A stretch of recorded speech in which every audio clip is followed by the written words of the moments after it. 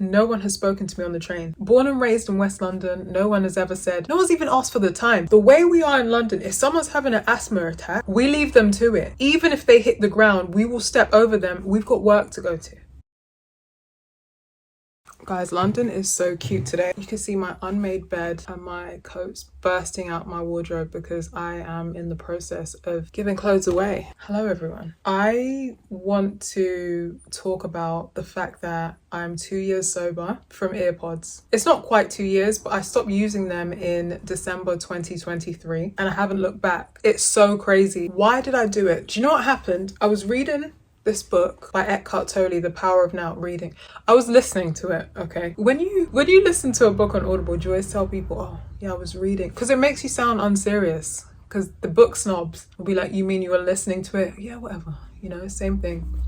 I do have physical books. I can read. I do love highlighting. But I was reading that book and it was all about being present. That's essentially the premise of the book. It's a lot deeper than that.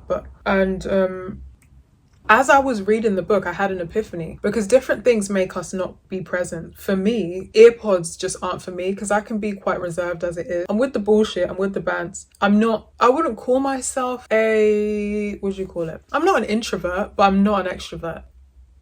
Omnivert. I keep myself to myself and then sometimes I'm with the bullshit and I'm like, oh, okay, do you know what?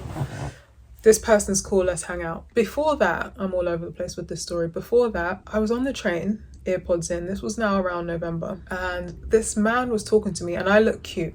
I had on, go to my haul if you haven't seen it, but my uniform is essentially a turtleneck dress. This one was white. So the dark skin was glistening and he was being so sincere. If you want to get my attention, teach me something about food or fashion. No, just teach me something. But anyway, he was trying to get my attention. I had earpods in, and in my defense, in my 35 years of life, no one has spoken to me on the train. Born and raised in West London, no one has ever said, no one's even asked for the time.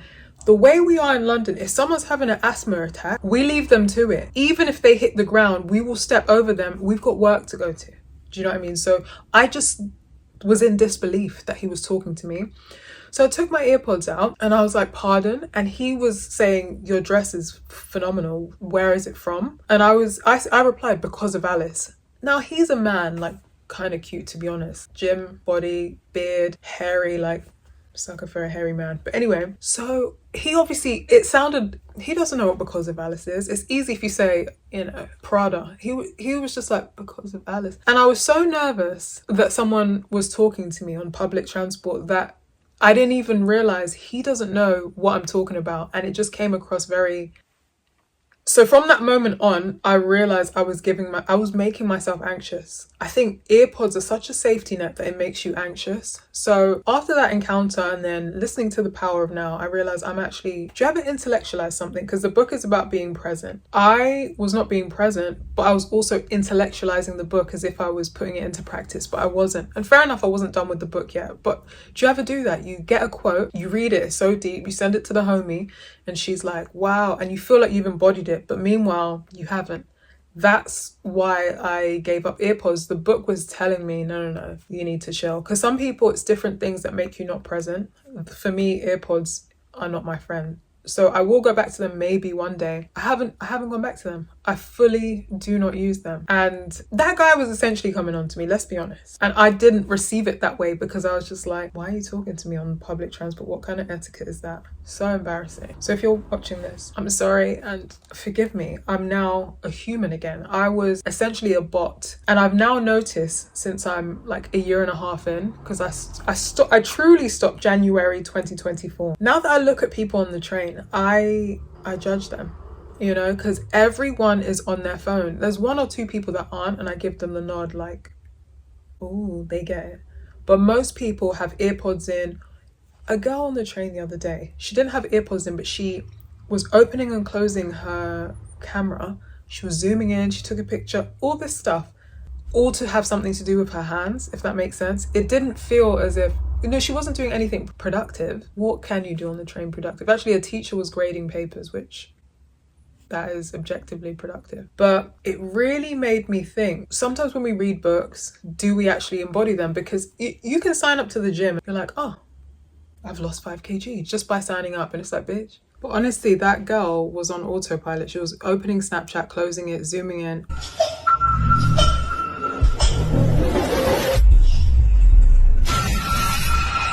She didn't even take a picture. She took a few. It was fascinating to watch. I'm not even judging her.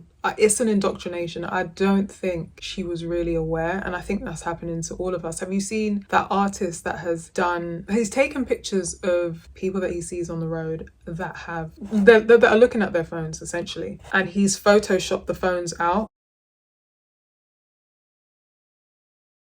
And everyone's like this, and that it's just really hitting home with me. So now on the train, I try my very best. I don't use earpods, but I don't even get out my phone unless I really need to, because I'm making myself anxious. The first week of not using the phone, I was so nervous. I didn't know what to do with my hands. I was creating false scenarios in my head. You really can't believe everything you think, because I had nothing to occupy my time in my mind, to the point where I was just making up negative thoughts.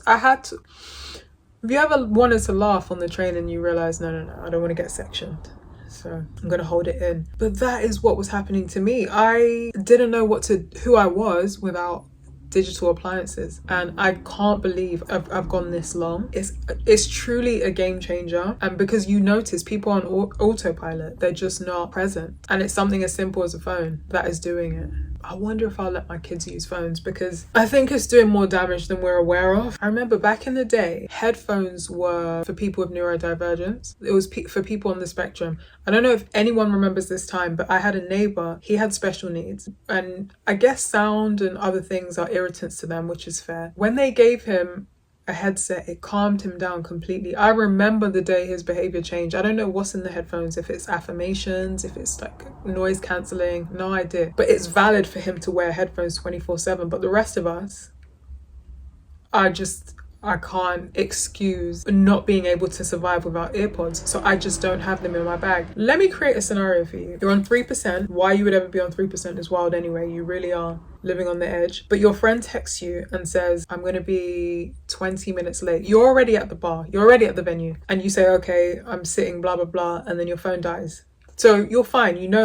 They know where you are. But also, you literally are left with no device. What are you doing? See, it's a scary thought, isn't it? I now do it often, but the first couple months, I was like, oh my goodness. Now I do it. I'll go to a hotel bar and I'm chilling. I just have to take deep breaths, because I'm like, okay. But really, what is the reason for us to consistently have music, Audible? Why can we not live without it? I still don't have the answer, and I'm 1.5 years clean.